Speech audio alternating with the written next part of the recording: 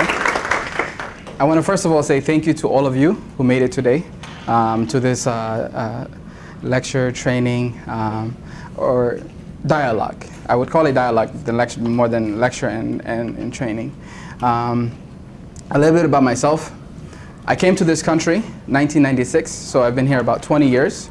I've attended elementary school, middle school, high school, finished my bachelor's in political science at University of Minnesota, Twin Cities, and went back and got my master's at Mankato in education and leadership. And Mankato is where actually I grew up. I consider it home. That's where my family lives. I moved up here in 2010 to help with youth work and the Islamic Dawah Center. It's a promise that I made. The imam who's at the Islamic Dawah Center came up to Mankato to give a lecture, and he met with a few of us before he left, and he made us promise that we would come back to the city, or come to the city where there was a large population of Somalis and Muslims that needed help, that needed to be given services for, especially the youth. He said he had a lot of youth that he worked with, and he would like to add me to his team, and that's why I came to St. Paul. I would have stayed in Mankato. I love it down there. I like camping, I like fishing, I like going to the lake. That's where I could do that, but here I know we go out as well. Some of the jobs I hold, I'm a director of Bright Start Child Care Center, which is located on University and Craigs. I'm the administrator of Minnesota Dawah Institute. I'm a consultant on youth violence prevention for the city of Minneapolis. I am an ambassador for the city of St. Paul. And I am an advisor, and I've advised many diplomats from all over the world, Italy, Denmark, England, on youth violence prevention. My favorite one was Eric Holder. When he came up here, he met with us. And the gift that I'm going to be giving today, I give to him. And he invited us, a few of us, to come and visit his office. And some of my co-advisors, when they went there, they found that gift on his desk. So I will be giving that gift at the end. I want you, if you have any questions, to write it on a piece of paper and give it to Anita. Where's Anita? There's Anita. At the end, Imam Hassan will be coming. Imam Hassan will be helping with some of the questions as well. At 2:30, he'll come and help with some of the question. Imam Hassan has done work in the community for the last 30 years. He's a lawyer, he's an imam, and he has a lot of knowledge. He's a professor. He has a lot of knowledge about Islam, and some of the questions that you might have, he might be able to answer better than I can. I'm his student as well. So without further ado, we'll start. How many departments are here? How many departments are here? So if somebody from each department can say the department you're from. Emergency management. Okay. HR. HR. Public Works. Libraries. Libraries. Parks and Rec. Parks and Recs. Okay. Planning and economic development. Okay. Katie, thank you. So this gives me a better chance to tailor my dialogue to these departments. So we'll start with Muslims in Minnesota. We have 150 to 200,000 population in Minnesota, more likely the 200,000 or more. According to the Council of Churches, 4% are Arab, 38% are immigrants, 17% are multi-generational, 45% are first-generation Muslims. And then the largest population of Muslims in Minnesota come from East Africa, especially Somalia. Why did I choose that statistics? Minnesota Council of Churches. Why did I choose that? I could choose any other statistics. I chose that specifically because most of the refugees come through these agencies that the council has in their group. So like Lutheran Services, they're the ones who bring immigrants to this country and to the state, and they have better numbers than any agency, because when you're Somali or when you're Muslim, you just put down the ethnicity you are. You don't put your Somali, you put your African American or your black or your the places you are. So there's no way to figure out who is who on other statistics.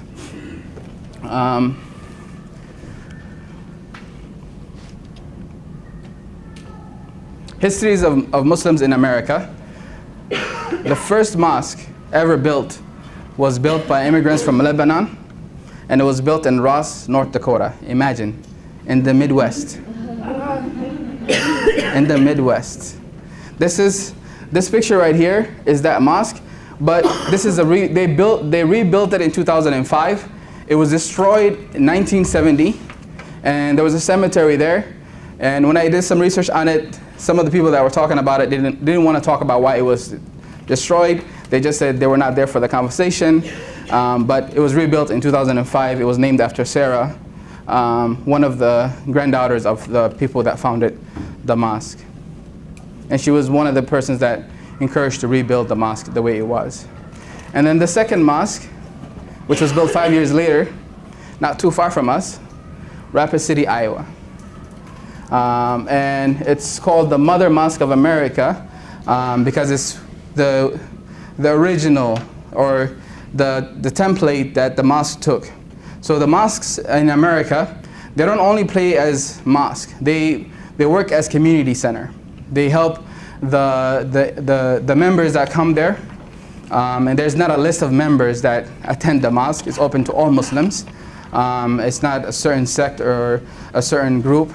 Everybody is welcome in every mosque. No matter where you're from, what ethnicity you are, everyone is welcome. So it's called the Mother Mosque of America for the example, and then the rest of America took the same initiative as well. They either look like that, they look like the Dawah Center. So I'll have more pictures as we go, so we can see. If you can't hear me, let me know so I can speak louder. Sometimes I don't speak loud enough. The Islamic faith. Muslims believe in the oneness of Allah, God. Prophet Muhammad, peace be upon him, was the final messenger of God, and their daily life reflects the Quran and the Sunnah, which is the traditions of the Prophet ﷺ. And there are many ethnicities, nationalities that make up believers of Islam. They also come with their own customs. Example, the type of food they eat, the type of clothes they wear. So if a person tells you they're Muslim, but they also have a culture too that they carry with that. In our mosque we have Somali Muslims, we have Hmong Muslims, we have West African Muslims. Each one of them has its own custom and culture. But the religion itself is how they live their life. There are some differences which one should observe while helping Muslim clients. And I'll go over some of those different things right now. Definition of Islam. There's two meanings. The religious meaning is submission to the will of Allah, God. And the linguistic meaning, Islam means peace in Arabic, or salam, peace. Islam is the religion. Muslim is the follower of the religion of Islam.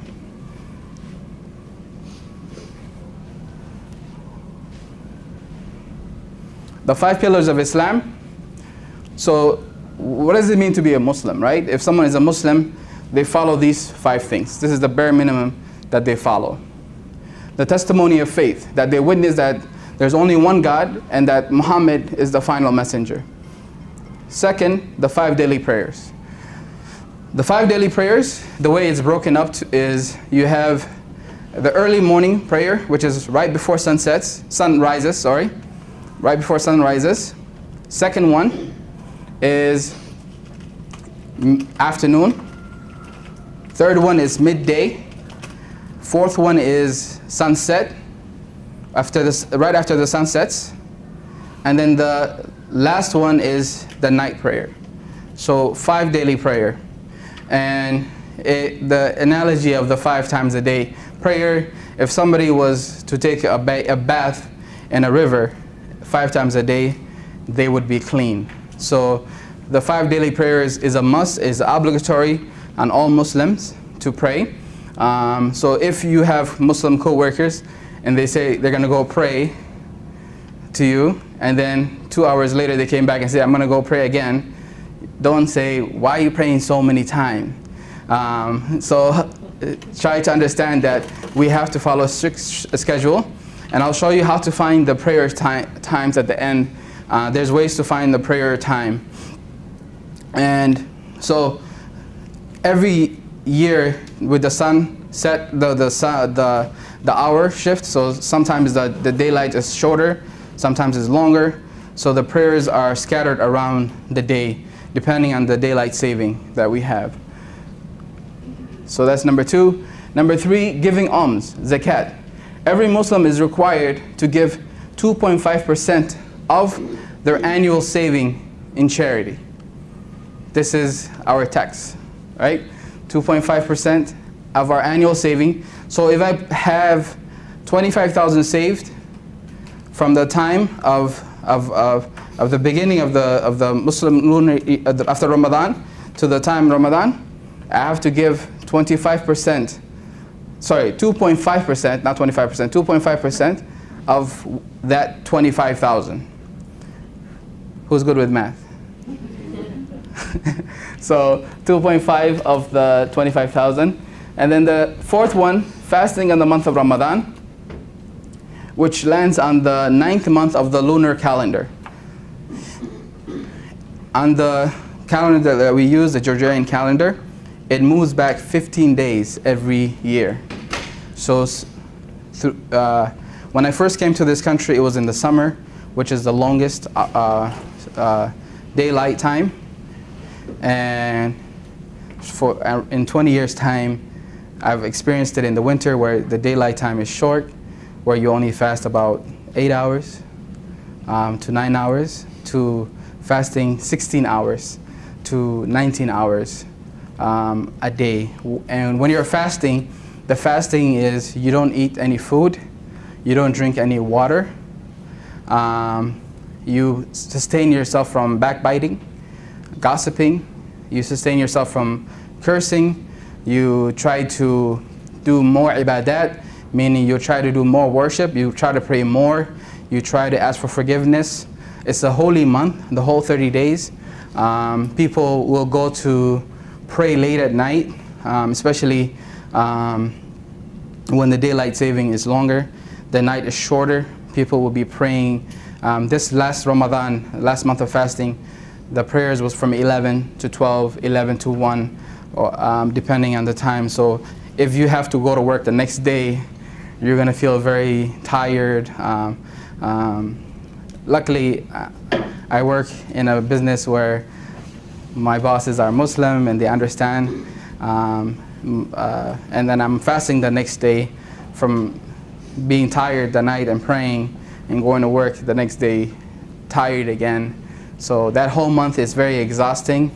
And if the employer understands this and is more lenient during this month towards your Muslim employees, it would be great, especially public works. Public works is here. If they're working outside during this time, it's important to keep that into consideration. Parks and Rec, I know some young men who were working there this summer that they told me it was very hard. It was either they were doing the swim pool, they were doing some things that was very hard for them as well. So keeping that in consideration, it's only 30 days. It flies by really fast. And just to keep them in mind that they are fasting. The food thing usually is not a big deal. The first day is usually the hardest day of the fasting. And then after that, we're used to seeing food all over the place at our jobs and different things. And it doesn't affect us as much as the first day is very hard. After the first day, it gets very easy. The last 29 days, it's like a walk in the park. The last one, pilgrimage to Mecca, which is in Saudi Arabia, at least once in a person's lifetime, and only if they can afford it. Only if they can afford it. Not everybody can afford it. Average price of going to pilgrimage right now is 8,000. 8,000. That includes the hotel, the pilgrimage, and everything. And I'll explain a little bit more in another slide. But this right here, you might have an employee that asks for 10 days off. I don't know how the city works on giving religious sabbaticals or religious time off. It's 10 days. It's 2 weeks. You have to add the 2 days of the travel as well. So that 10 days that they're out doing the pilgrimage, sometimes it's 2 weeks, sometimes it's 3 weeks, depending on the group that they go with. Each group has its own schedule of where they're going to visit, the sites they visit. So that's another thing to be mindful of and to think about. Sometimes they will go at least once in their lifetime. The 6 articles of faith: believe in one God, believe in all the angels, including Jibreel, Israfil, Mikael, Nakir and Munkar.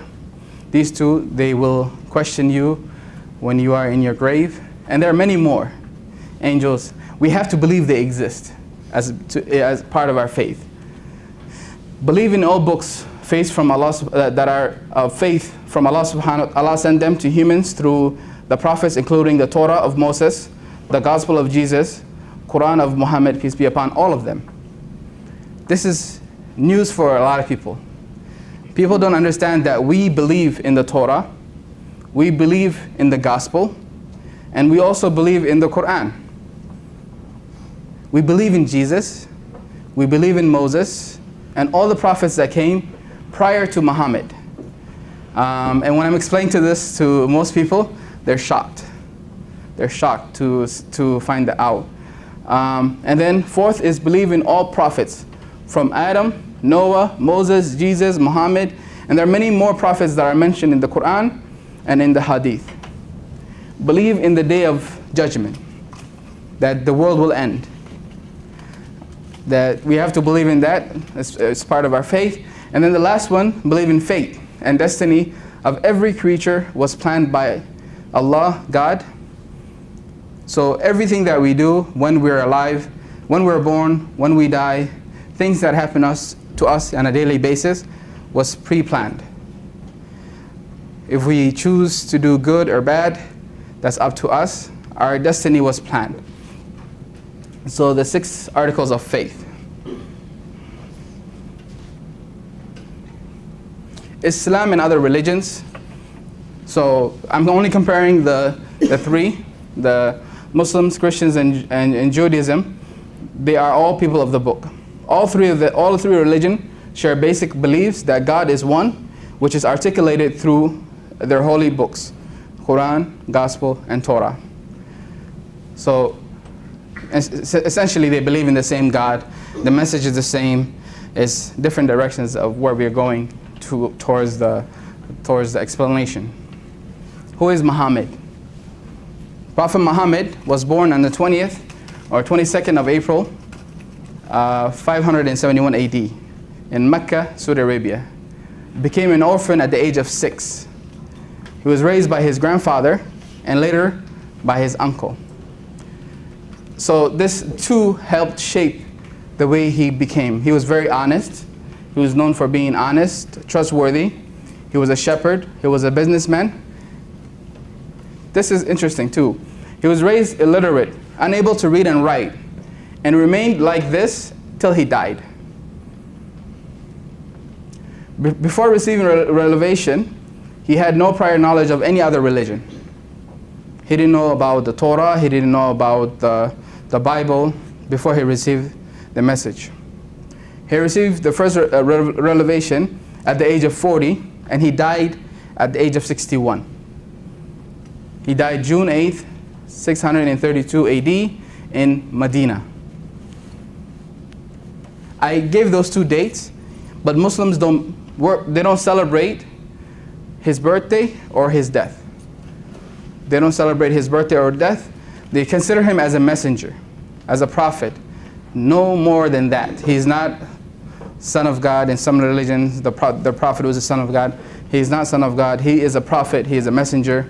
And he brought the final message to mankind. If I'm going too fast, please let me know so you can slow me down. The 5 essential protections. Islam protects life, religion, no matter what type of religion, wealth, honor, and family, and property. and I'll explain more of this. Life, it's all living creature, whether it be animal, whether it be plant, whether it be anything that's living, is protected under Islam. Religions. I traveled to many countries. One of my favorite places to go and visit is Yemen, which is a place where my ancestors are from. I'm from Somalia. I was born in Somalia. My family lived in Somalia for thousands of years, but ancestor-wise, we came from Yemen. When I visited there, I was visiting some of the people that visited my family before the war of Somalia. There were a few people that I was really interested in meeting, especially the ambassador that was sitting in Somalia before the war started, who was a friend of my grandfather. And he was working at the head of the immigration office in Yemen at that time. When I went to talk to him, I found out that inside the immigration, I found Jewish Yemeni people, I found Christian Yemeni, and I found Muslim Yemeni, all working under the same office. They all spoke the same language. They wore the same clothes. Their head covers might be different, but they all looked alike. There's no difference. This is what attracted me to learn more about other religions, to find out if they're doing that in Yemen, one of the most poorest country, and now it's almost at the brinks of ruining itself. Its water is very limited there as well. That these three religions can be housed in the same office and work together. So religion is protected under Islam. It doesn't matter what media says. It doesn't matter what people say. The media will try to say, oh, Muslims are the only ones living in the Middle East. Middle East only makes up 14% of the Muslim world. Less than 14% of the Muslim world. And even in there, you find Muslims, Christians, and Jews living together without any issues. Wealth. Person's wealth is protected. There has to be a court. If the country doesn't have a court to protect that, it's not going to work. How many of you know of a country that is strictly running on Sharia law, that is Islamic State, that exists today in the world? There are zero. There are zero. And I'll say it again, zero. Majority of them don't run as Islamic State. They run as a democracy, and they don't enforce 100% of the Sharia. They enforce some of it, but not all of it. So there's no country today that is 100% running on Islamic law. So honor and property, all of this is protected under Islam. If Muslim country was doing that, you would find all this protection under that Islamic State. The four sources of Islamic law: the Quran, the Holy Scripture; Sunnah, the tradition of the Prophet; Ijama, which is the consensus of the scholars on a particular problem. Like, for example, during the time of the Prophet, there was no internet, right? This is a long time ago. There was no internet. There was no laws that were set upon internet. There was no airplanes. There was no laws set based on that. So the scholars will come in and try to find similarities from here of the problem that they're looking for in the Quran and in the Sunnah. They will come together. It's not just one. It's a group of scholars that will decide whether a problem is either halal or haram. Halal is permissible, haram is not permissible. Or makruh, which is disliked. Disliked by the scholars. It's not mentioned in the Quran, it's not mentioned in the Sunnah, and they couldn't come to a concession on that, so they make it disliked. Qiyas.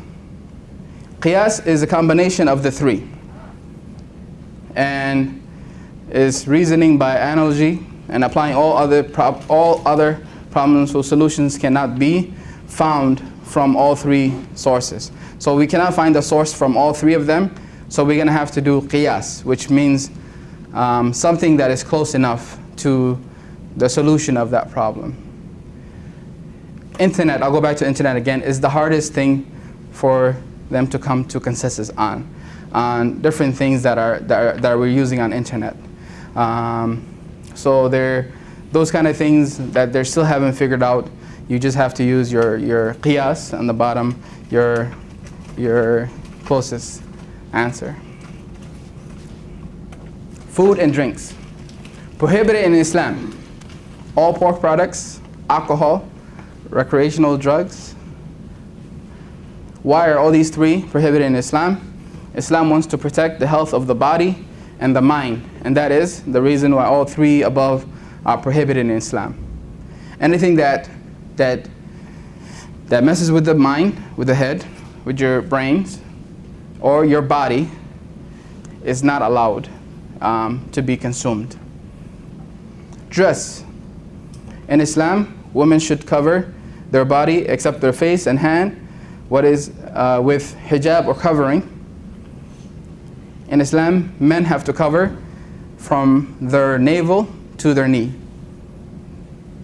But you don't see Muslim men walking around with just navel to knee covering. They cover the whole body. But what's required of them is to cover from navel to knee. How does it look like? I'll show you in another slide. What does this hijab look like? In different stages of some of our sisters, some of them want to wear certain hijab, some of them want to wear different types of hijab. Sometimes you'll have an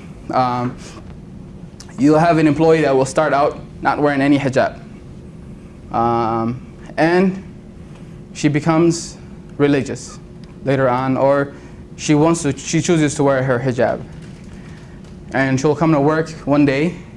So she was working for you 2 years, and then she comes to work wearing hijab.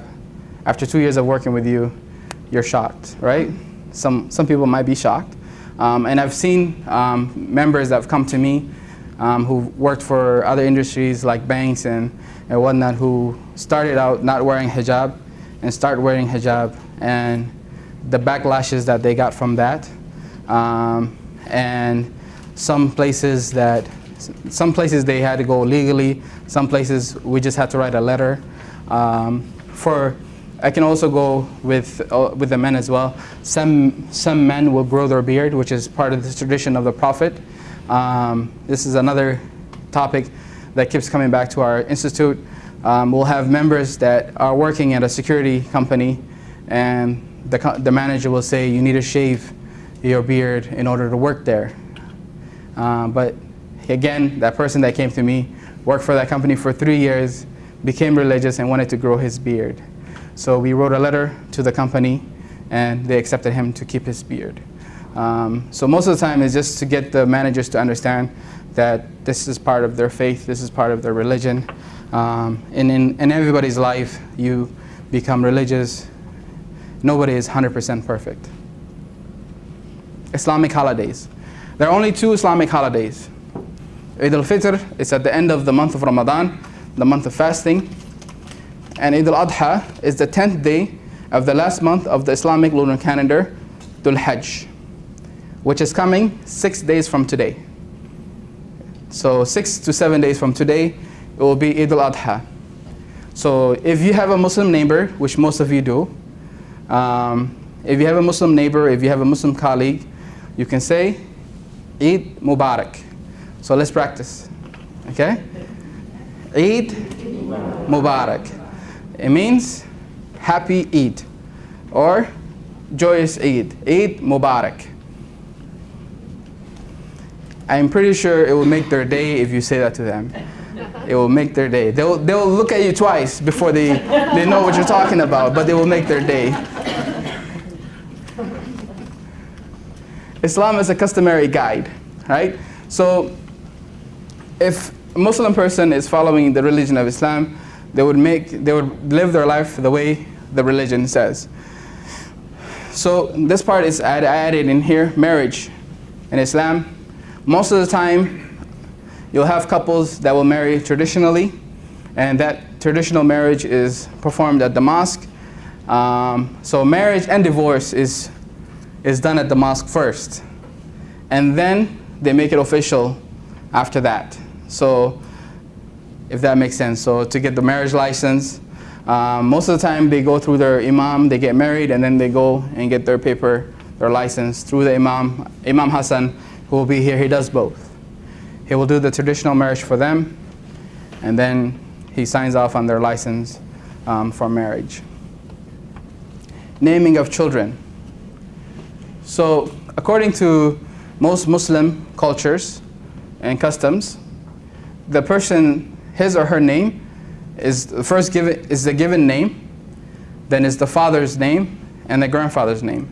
For example, I give an example, Muhammad Ahmed Ali. And so if you take this down, they will be surprised if you can say, oh, this is what your name means.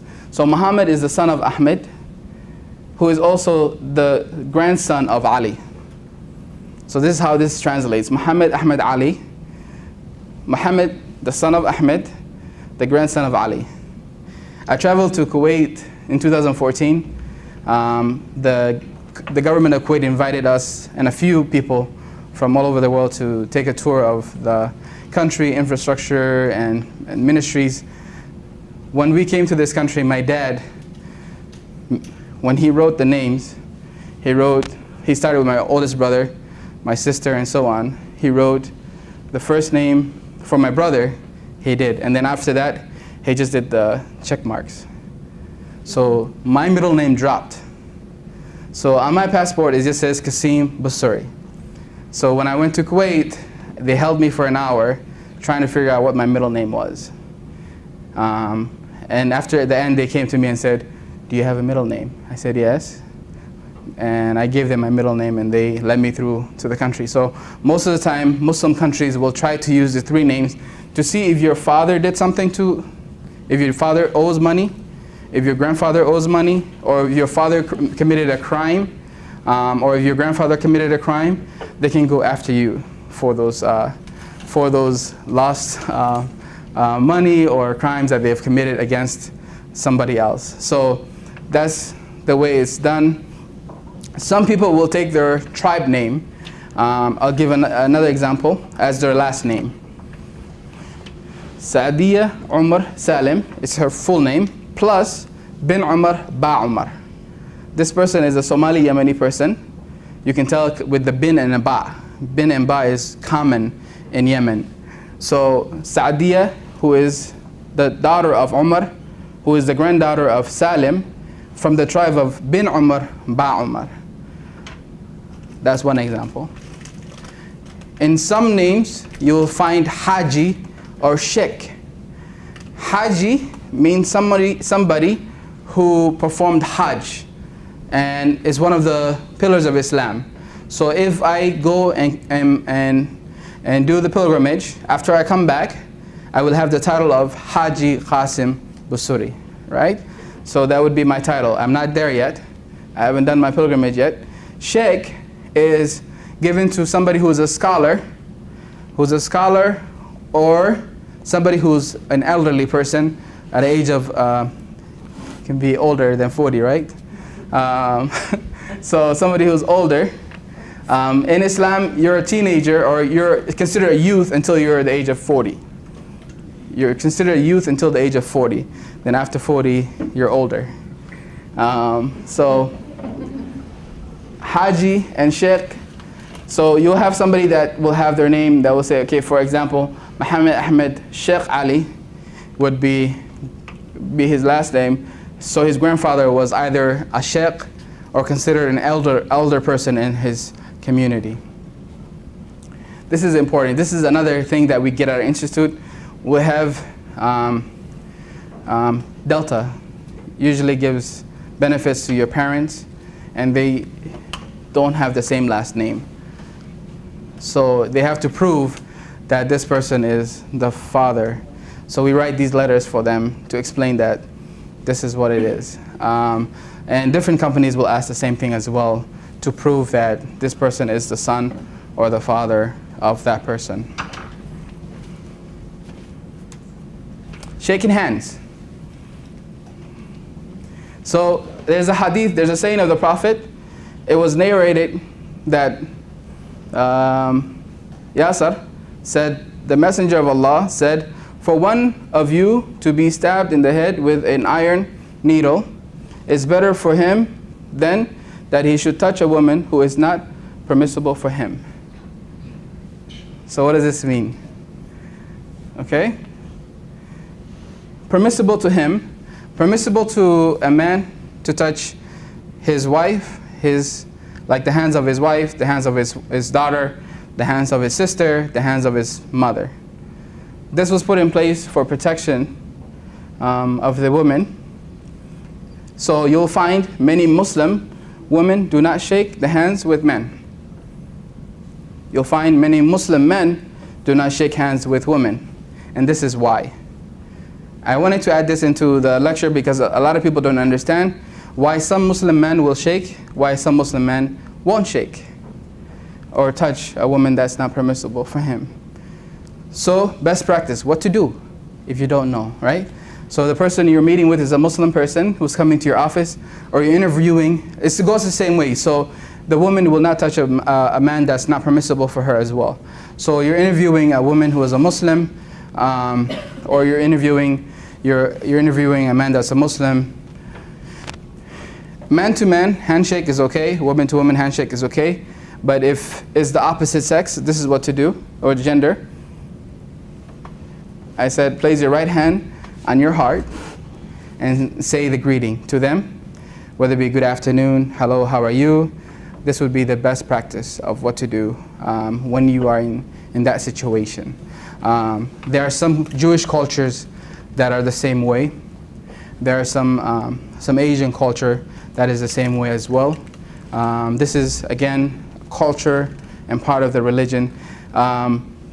The source that I got this from, the sheikh that wrote this, is in Saudi Arabia. He said, whoever does this is committing a sin.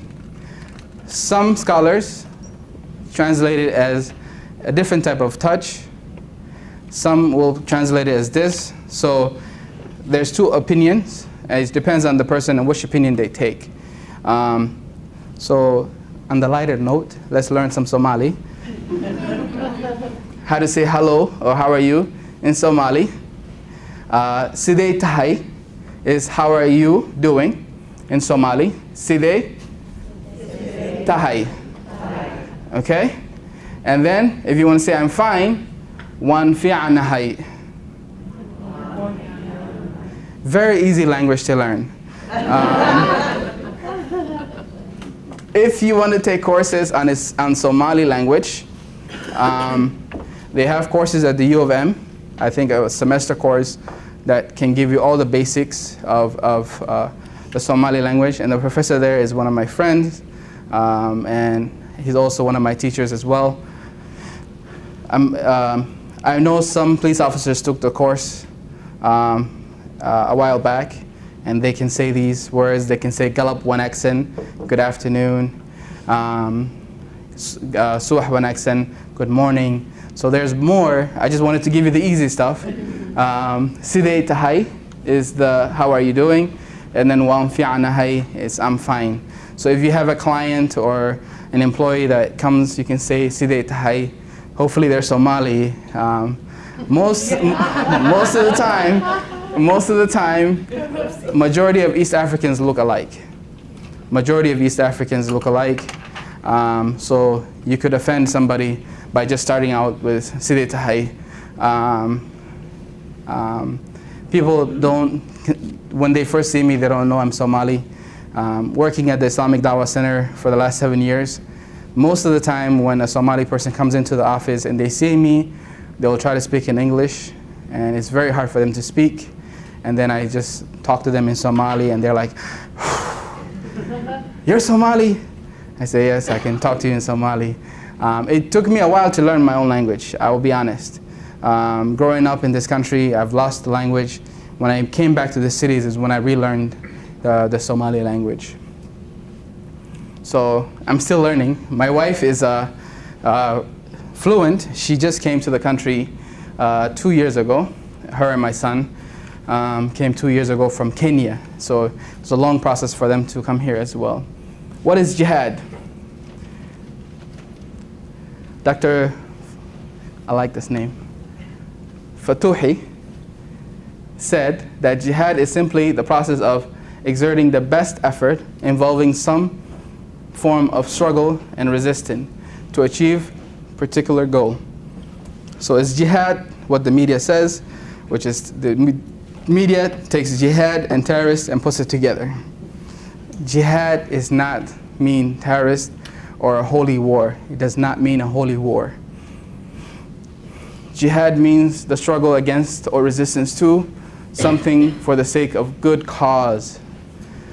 The protection under Islam, life, animals and human, religion, property, everything, land, air, sea. Trying to be an advocate. Being an advocate is being a jihadist, right?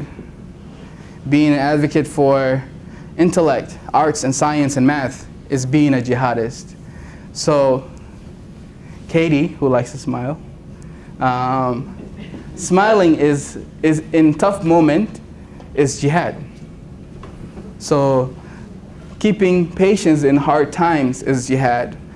Struggling for good deeds is jihad. Taking care of old parents in a loving way is jihad. Forgiving is jihad. Jihad is not what the media shows, but what the Quran says. To strive and struggle. So this is what jihad means. Today I am happy to see 70 people understand what jihad is. I want you to take that message and share with another 70 that you learned today what jihad means. It's always misunderstood and misplaced, and some people will hijack it to use it for their own purpose as well. Okay, mosque. If you drive down on University or you take the light rail, you will see the Islamic Dawah Center. We're right on University, 478 University Avenue West. You probably passed by this building multiple times. I don't know if it's probably very hard to see with the screen. First thing you'll see when you walk in a mosque is a shoe shelf. Everybody takes their shoes off when you go into a mosque. It's a holy place. And if you notice right here, over here, do you notice anything particular about this picture right here? This is inside the mosque. No chairs. No chairs. Thank you. No chairs. So we pray on the rug, we sit on the rug, there's no chairs.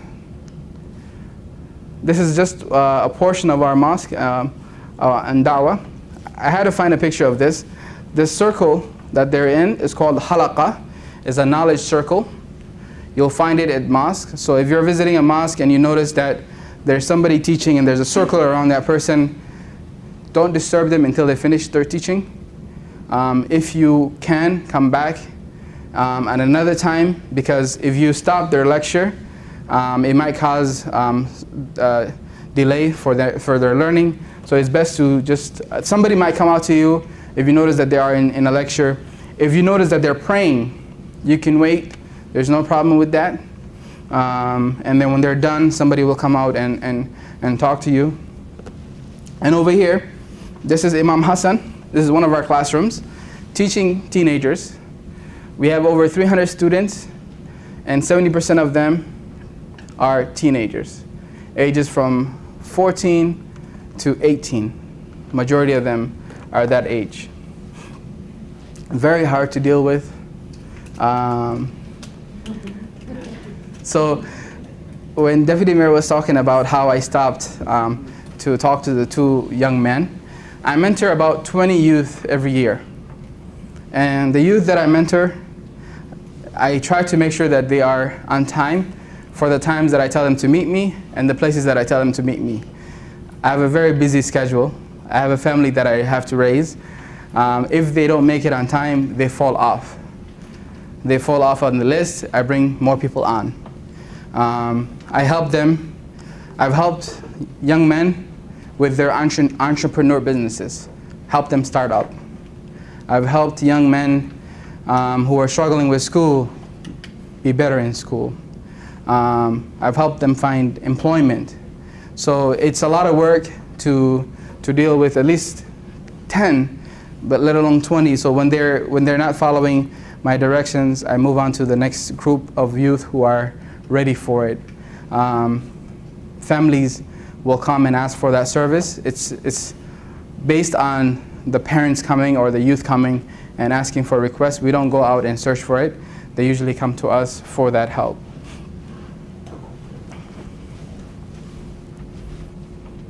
Oh, going back to the mosque. The mosque, Minnesota Dawah Institute is the first mosque purchased by the Muslim community in St. Paul. When I say purchased, there were other mosques, they were rented out to begin with, and they bought them. There are about 5 to 6 mosques in St. Paul. But the first to be bought in 2007 by the community was Islamic Dawah Center. And it's 100% funded by the community. 100% funded by the community through donations. We do youth counseling, we do family counseling. We are a community center. St. Paul doesn't have the Brian Coyle of Minneapolis, which serves the Somali community and the East African community. So most of the time, the community's first place to look for help is the mosque. This is where they go for, I had at least 5 families call me this morning that they needed health insurance and they don't know how to get it. So we are helping them with the process of getting that. Some people don't know how to get resources. We help them with that process. And youth development. Just a couple of days ago, we were in New London, Minnesota with 70 youth. We took them out camping for the first time. It's the only time I get out to camping. 5 days out of the year, I go out to camp with these youth. It's a lot of work. The food, the running after them at the middle of the night, trying to get them back. It's a lot of work, but it's a detox for them because there's no TV, there's no internet, there's no phones. A lot of them go crazy the first night because they don't know what to do with their life without that phone. Literally, I'm serious, they don't know what to do with their life. Some of them even cried. It was hard for some of them. So we came back safely, everybody is safe, 70 there, 70 back, thank God. Usually every year somebody gets hurt and I have to run to the emergency and take somebody back to the emergency, but this year, no injuries, everybody is fine, we came back healthy and happy. Hajj. So I wanted to just give you a picture of what they do at Hajj. All the spots on here, they have to make the visitation to throughout the 10 days that they're there. This is the Kaaba. So they make the visitation to these. All these dots you see in here are people. This is the Kaaba. So this is just a diagram. Today you have hotels, 5-star hotels, Hilton, Garden, all of them surrounding this site. So this is an older picture of the Hajj, but this is the places that they have to visit. Millions of people make the pilgrimage. People get lost, people get hurt. They try to keep the numbers of people who get hurt down every year. I believe last year it was 3 to 4 million people that were able to perform the Hajj. Every year the number increases. And they're all doing the same thing from all over the world. All over the world. The Quran I was telling you about earlier, it's in Arabic language. So the Quran that I read in my house, and if I go to, if I take a trip to, let's say, Paris, I go to France, and I go to one of the mosques there, it's the same Quran that I was reading at home. It's same language, it's Arabic. Everything is same in there. If I go to China, again, it's same, it's in Arabic. So the main language in the religion is Arabic. Most of these people that came here don't speak Arabic, so they have guides that work with them to take them through the pilgrimage that do speak Arabic and help them with the process. Hijab. This is Qadra. She was in St. Paul to begin with. She's a police officer in Metro now. So St. Paul needs to do a little bit more work to bring more. Or she could have just stayed. She had to wait for the process. She had to wait for the process, but Harrington took her. But this is hijab, okay? We won't get into politics. This is hijab. So our sisters can wear whatever they want to wear. They choose the type of hijab they wear and how they wear it. This is their choice. Nobody forces them on which type to take. Today, you'll see this right here on the bottom. Most young girls have westernized their hijab to fit with the fashion of the day. So they're more like this today compared to back home, where it's the older tradition, they wear this. You'll find some younger sisters who will wear this as well. The niqab, is it wajib for them to wear the ninja? Again, it depends on how religious or how she wants to cover herself. It's up to her. The person that chooses to do this, it's a belief that they want to be closer to God, that they cover their eye, their whole face. What is required is to cover everything except for the hands and the face. But when a person covers their face, this is a person trying to get closer to God. It's permissible, but it's not required. It's not required. But their choice again of what they want to wear and how they want to wear it. My niece, my youngest niece, when she was going to elementary school, she struggled with this. She wanted to wear the hijab, but the kids would pick on her at school. So what I did was I went and spoke to the principal, who was great. I spoke to him. He ended up having a talk with the teacher and the students, and after that she felt comfortable wearing her hijab in school. Most of the time other kids bully them with the rhetoric and the Islamophobia that goes on today. They're the most visible Muslims today. Most visible. They're the most hate crimes that happens to them. Our sisters, our mothers, our daughters, because they're visible, because they're wearing the hijab. Either somebody pulls on their hijab, somebody says something behind them, calls them ISIS, takes a picture of them on Snapchat and puts ISIS on there. This is again, for them, this is their choice. Nobody forces them to wear it. It's for their religion, and they want to be closer to their Creator. And when somebody is making it hard for them, it makes it hard for everybody else in their family as well, because they will come and complain to their family. Most of the time, the parents don't know how to get help or where to get the help from, so they will request the mosque to intervene. We had to do that last year. During spring break last year, we had 80 girls fight in Central. 80. 40 of them were Somali, 40 of them were not. And all because of this right here, the hijab. With the help of the Ministerial Alliance with Tyrone Terrell and some Muslim leaders, we went and talked to all 80 girls and explained to them, this is your faith, this is their faith, this is their culture, this is your culture.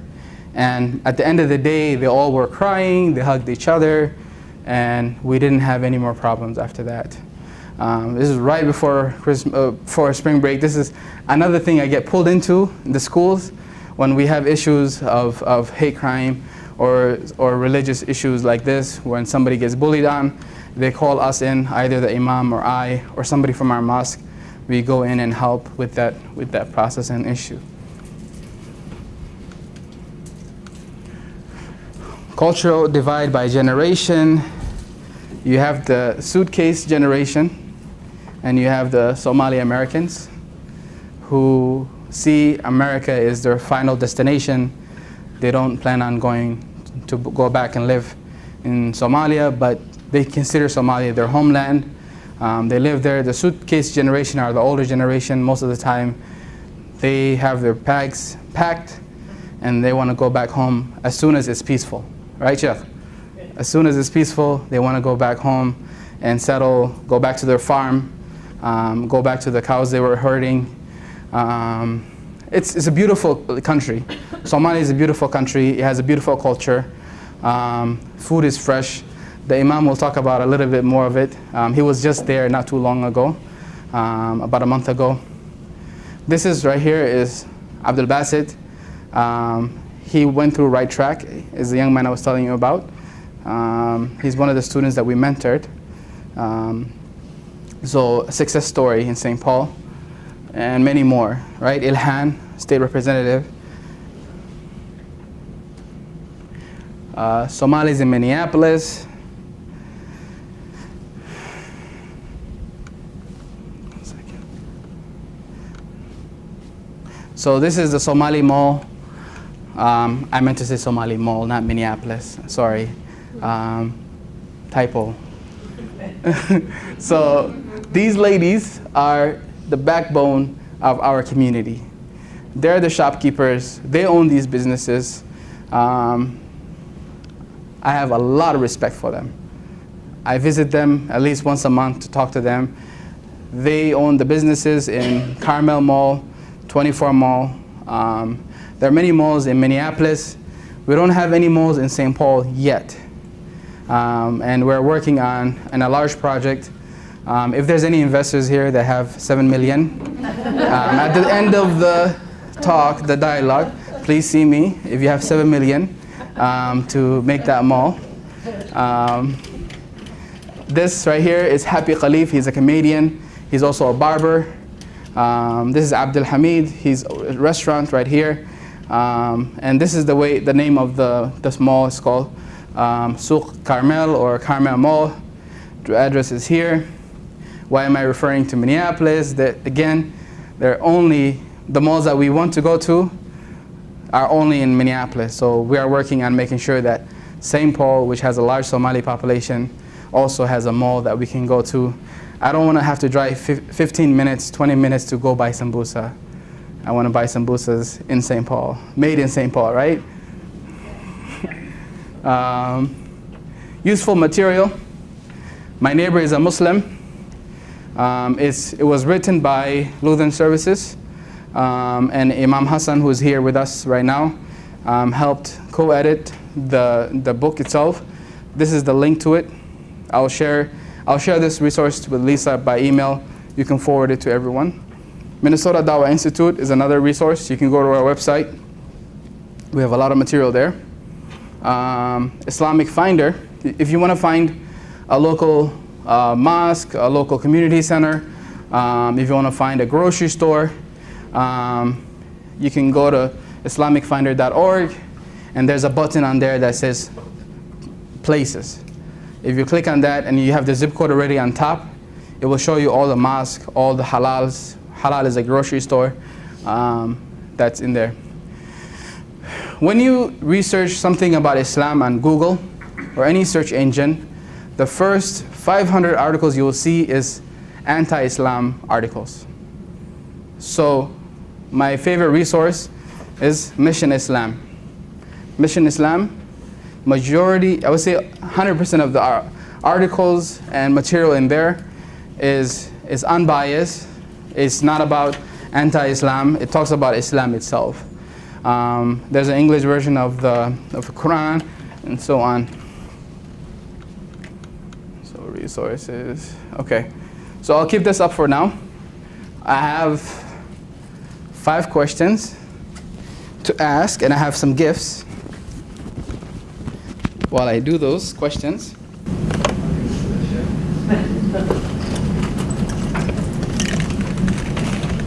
Okay, so you were taking notes, most of you. And if you have questions, please write those questions and give it to Anita. Anita, you can raise your hand. Who can tell me the 5 pillars of Islam?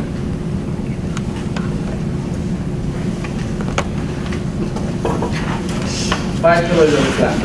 Yes. Testimony and faith. Okay. Why I have to say it all. All 5. So, yeah. The 5 days of prayer. Yes. I'm trying not to look. Making a pilgrimage. Yes. At least once in your lifetime. Yes. And giving of alms. Yes. And fasting. Yes. Great.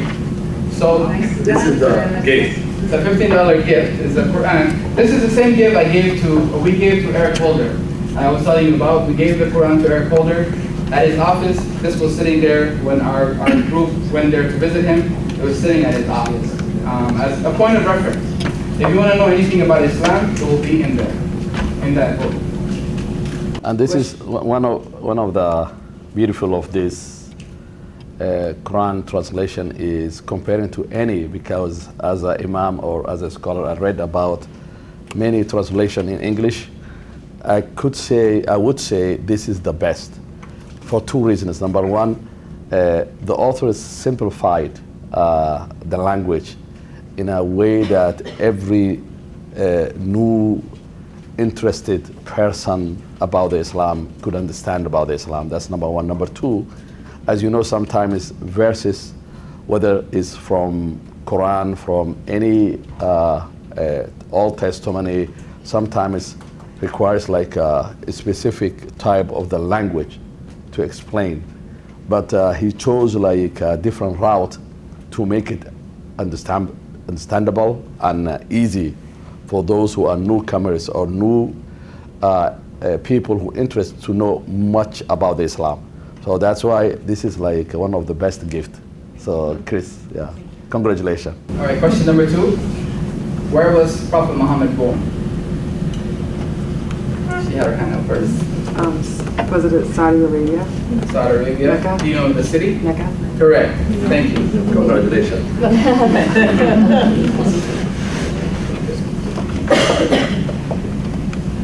What is one form of jihad? Yes. Take care of your elders. Taking care of your elders. That's one form of jihad. That's correct. Yes, congratulations. He took my topic, so you're welcome. Okay. Then last 2. Actually, I'll leave this last 2 for you. You can ask. I think that's good. Yeah. The questions will be more difficult. Okay, first of all, thank you for giving me this opportunity. My name is Imam Hassan Muhammad. I'm the Imam of, I would say, the first mosque purchased by the Muslims in St. Paul. That's 478 University Avenue West. You're always welcome. Anytime I, Kassim, and many other officials of the mosque are there most of the time. We welcome you to show you like how much we love you, starting like as a human being. So regardless of your faith, for 2 reasons. If you look at the Quran, this is like where we have a lot of misconception about the Islam. Number one, the Quran says itself, وَمَا أَرْسَلْنَاكَ إِلَّا رَحْمَةً لِلْعَالَمِينَ.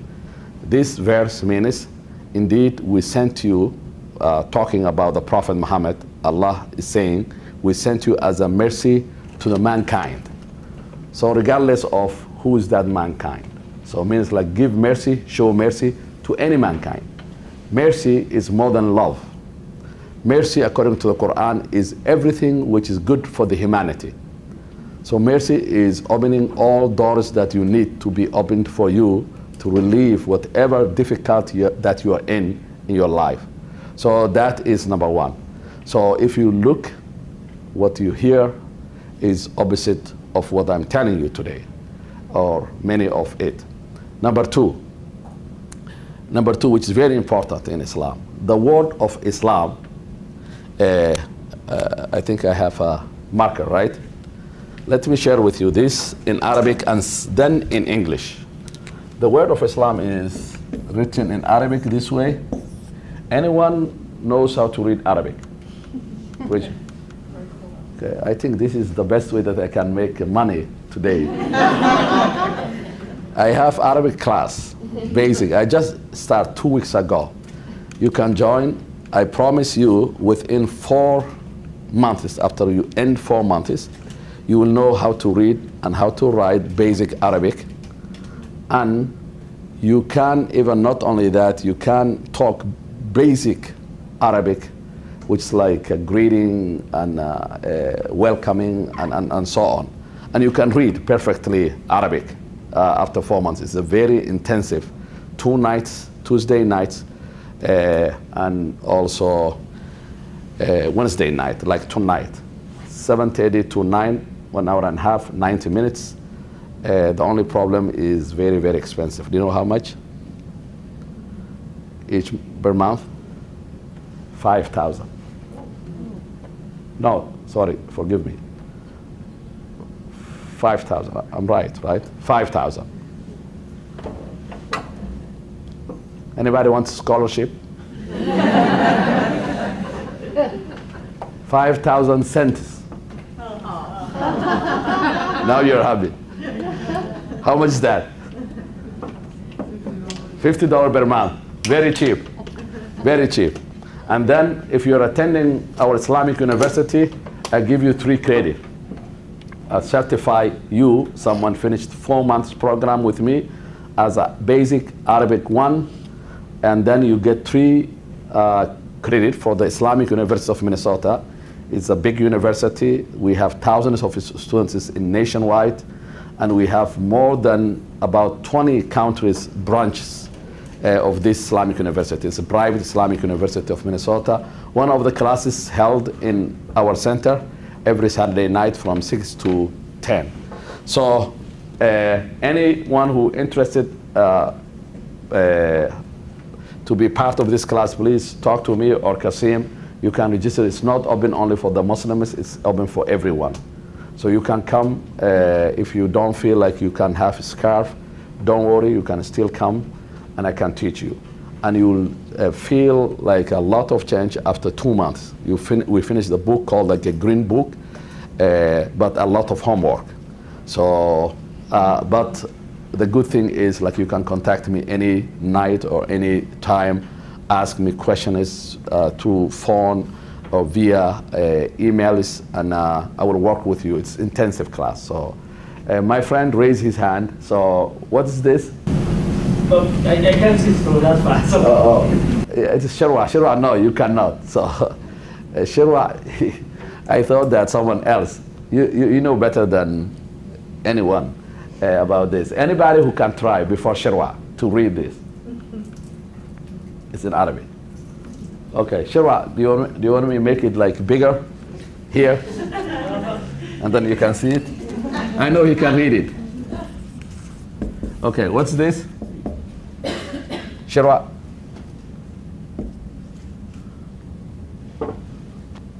I'm sure you can read it. Al-Islam. Yes. And then this originally came these 2 letters.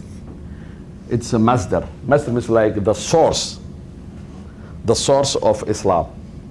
Islam, the source is salam or salam. So, which means like peace. And it has, the word Islam has 2 meanings. One is submission to the will of God. So you do what God wants you to do. And number 2 meaning is, which is very important, is peace. And the Prophet Muhammad said very beautiful hadith. Hadith, if you hear that word hadith, means saying of Prophet Muhammad, tradition of Prophet Muhammad. What he said or what he did. He said he or she is not a Muslim, the one that harms others either verbally or by action. So this is also another definition of Islam. It's a beautiful hadith or saying of Prophet Muhammad. He or she is not a Muslim, the one harms others by verbally or action. So that's the general meaning of Islam.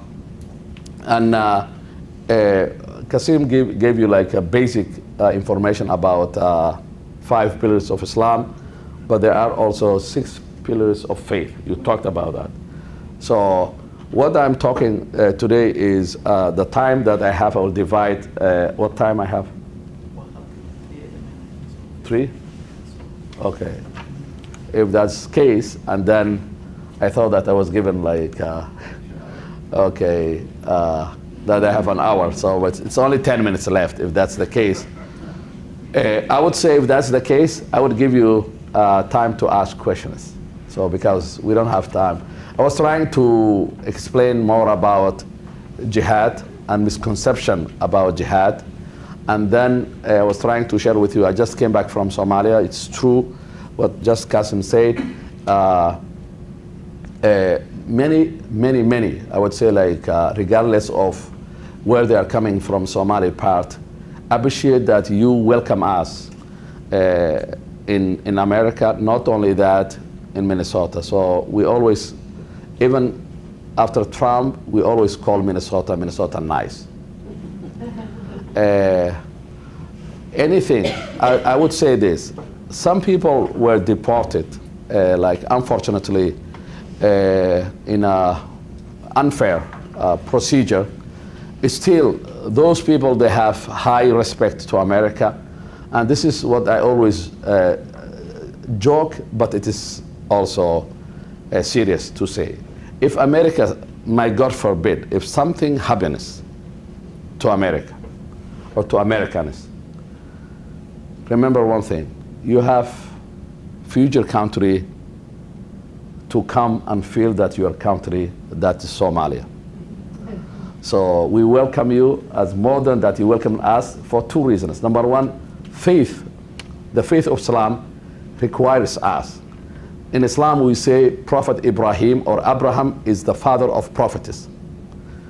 And he was the father of welcoming. So that's one tradition. We are coming from the faith of Abraham as a Muslims to welcome everybody who welcomes you. And you do welcome more than, listen to what the Prophet said, peace be upon him.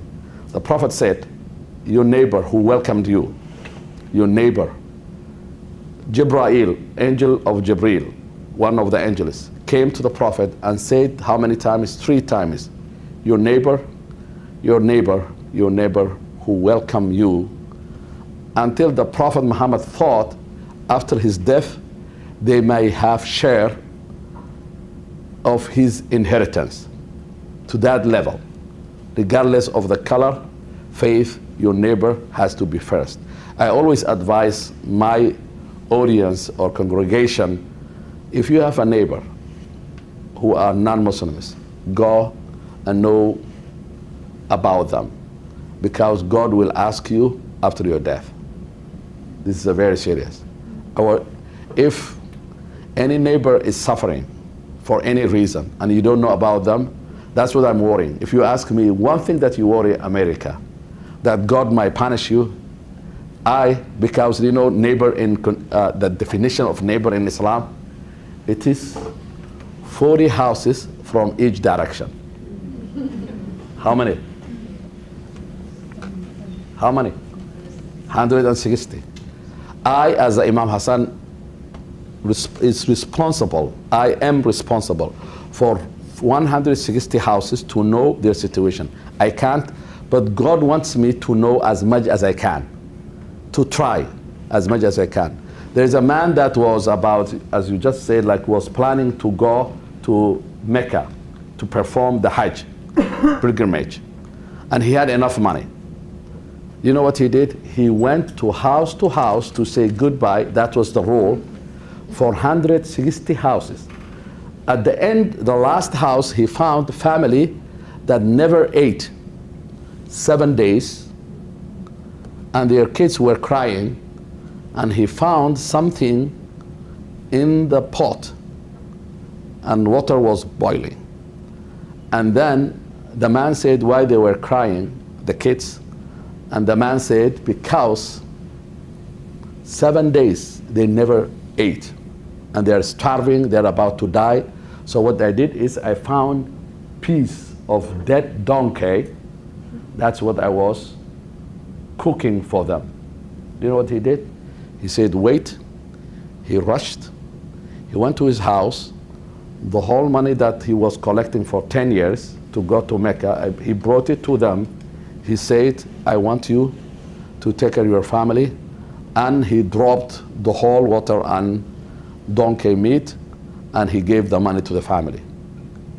And he stayed, and he canceled it because he had no money to go. And he did his duty to take care about one of the neighbors that was starving. Do you know what happened? This is the story. And I might conclude this and then ask me a question if the time left. This is what happened. He saw a dream. No, someone else saw a dream. Someone who was in Mecca saw a dream.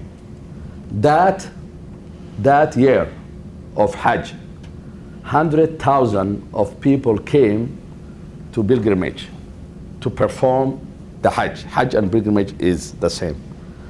And to perform the Hajj, at the end, God rejected them because of the sin they committed. Those 100,000. But the two angels were talking in the dream.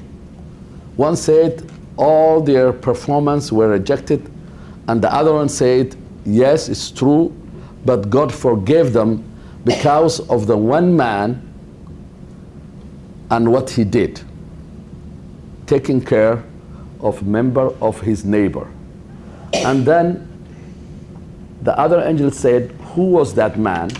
And he mentioned the name of that man of that village that we just discussed. And then he said, what village? That village was in Sham, in Syria. And then he woke up and he told the congregation why the Hajj was accepted by God.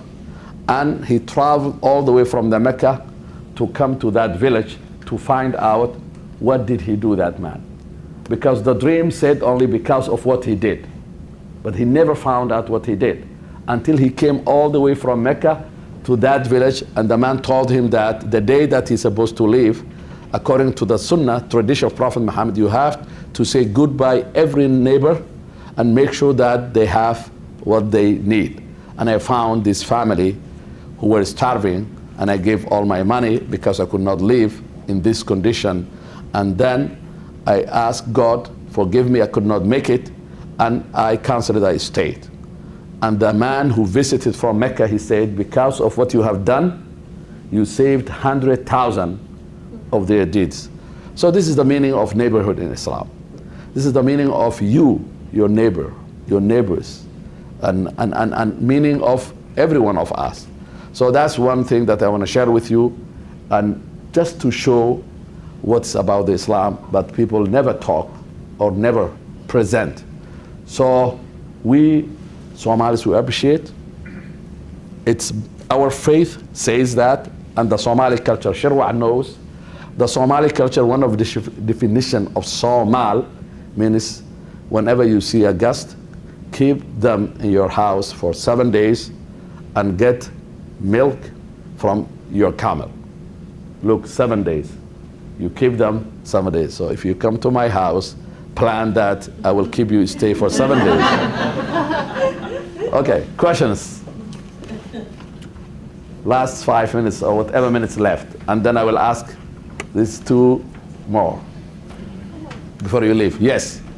When you go on the pilgrimage to Mecca, if you can go, what are some of the things that you do while you're there? Oh, it is, I went, I think, one time with my mother who passed away. So there is a lot of work, a lot of rituals and procedures that you should do, and all of them are limited in Mecca. For example, you do like you circle 7 times the Kaaba, the black house which is there. You go and run to the mountain called, yes, Al-Marwa wa Safwa, 2 mountains. You run to one and then come back to the other one. How many times? 7. So this is part of the Hajj, the map of the Hajj. This is the one that you do circle 7 times. While you go to the mountain and come back and forth, it is history. you reflect to what Abraham did, what Abraham's wife did, Hajira. I think you heard about this, maybe some of you from the Bible or Old Testimony, when he left her alone with her son that was just born and no water was there. And then she said, are you leaving us alone? And then he said like, yes. And then he left and she ran after him. She said like, but nobody's there. And the whole area was desert. And then she asked him one question. She was a faithful woman. She said, does God know this, that you're leaving us alone? He said like, indeed he does. She said, then you can go. God will never neglect us. Then what happened is, the boy Ishmael cried, and then he was hitting with his 2 feet like the ground, and a water came that called Zamzam today. Zamzam water is a special water that those who go there, they drink from it. It has a special blessing. So how that water came was, when he cried a lot, she started running back and forth between 2 mountains, shouting, is there anyone? My son was crying. Is there anyone helping? Help, help. So, and then finally, the son found that water under his feet. So it's part of the also rituals, and many more that you should do that.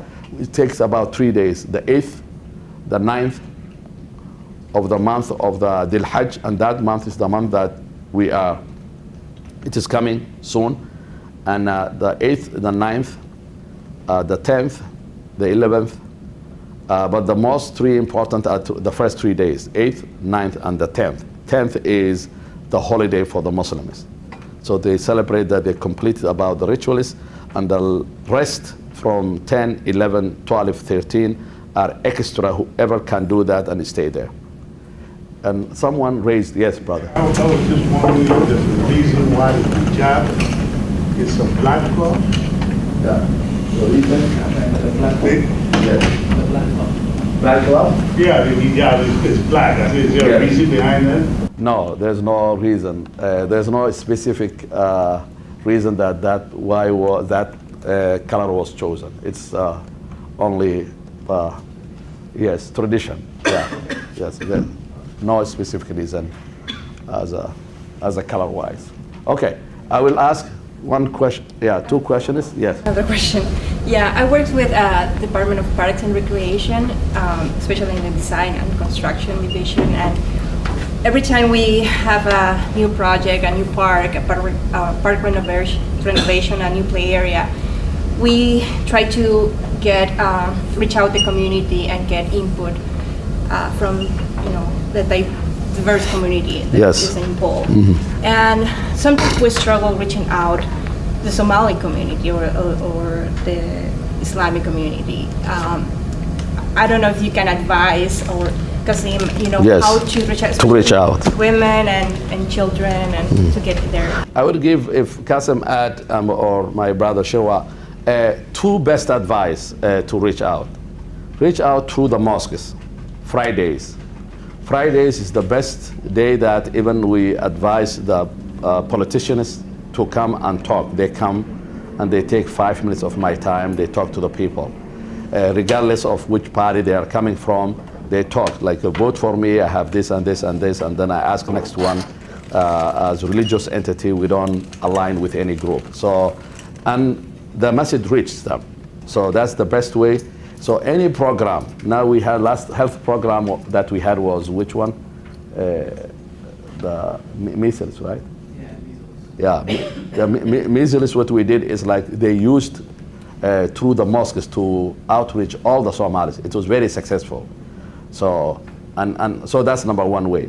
Number 2, use elders and the imams to hold meetings. So they respect. So for example, you say like, Imam Hassan, can you hold, I need like to meet 50 mothers. I can bring 50 mothers as an imam. And elders are well respected also of the community. So those are the 2 big sources that you can use to bring and reach them and then convey the message that you want to. Okay. And if we usually do like pop-up meetings at the parks. Is it okay to, to reach out women, or to go in the park or in the neighborhood? We would like to, because usually it's like we want to get people from the neighborhood to give us input on that specific neighborhood park. So do we have to go to the, for example, St. Paul Mosque, or can? Yes, if that neighbor has a mosque like close to that area, it's a better. If he doesn't have, and then if you come like St. Paul Mosque, we have now 4 mosques, 5. If you go like one of those 5 is good. By the way, about the Somali community, many Somali community are moving to St. Paul. I was just talking last night. Okay, there are, I said like soon, I don't know, next 5 years, we'll compete with Minneapolis. And then don't worry about once we move those many, you'll have many malls coming and many tradition, and then many businesses are coming. But I agree, Kassim, those who have their buckets, this small amount of 7 million that just he told you, please don't forget that at the end of the meeting, this is a big business opportunity. Talk to Kassim. Yeah, the community. The consultation for Schaefer was going on. The Schaefer Rec Center. There was a couple of inputs put in for a wudu station, a footbath, because when you have Muslim youth coming, they'll make wudu because of the 5 daily prayer. That when they make wudu on the sink, they'll get water all over the floor and the sink.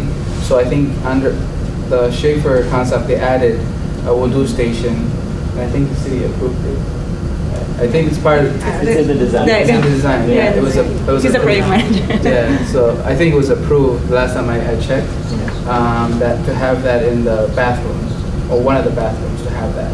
So that we're very grateful that you guys are doing that. I think Mike, who's the yeah.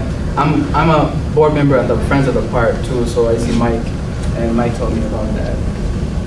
Yeah, that's very important. And then, by the way, sometimes when you want to do that type of or build that type of the construction project, you can have us, the mosques, to be part of the donors. So not only the city donates, the community feel responsibility also to donate. So you tell us like you're building this station of wudu or a pollution, and then you say like, can you take like a 50%, like 50% of the project's money, then we go out, reach the community, and will help. So that will remove burden on the city or the county. So that's another. So 2 questions, are we ready? Okay, you look like the one who wants to get the question. Okay, ready? Okay, I don't know if he taught you, but the Prophet Muhammad had a great a wife that even after her death, he never forgets the neighbor of that wife. Not only her neighbor, even her friends, her relatives, he was relating to them. So I don't know if he talked about, do you know that wife? The name of that wife? You did not talk about? Okay, let me change. Okay, let me change. Okay. What was the city Prophet Muhammad died? Which city? Okay, go ahead. Medina. So I think this guy, he has to get some gift because he... Can I ask him another question? Are you okay with that? Because he raised his hand right away, so... Okay, we'll ask another question.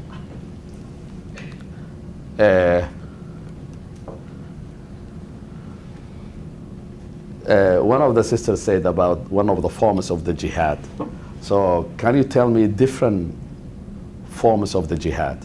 So jihad means, he discussed about this, struggle for the good cause. That's jihad. To protect the community, the land, and everything is under jihad. Jihad, it is not and it will never be, this is very important, to kill and harm innocent people. It's not, it will never be.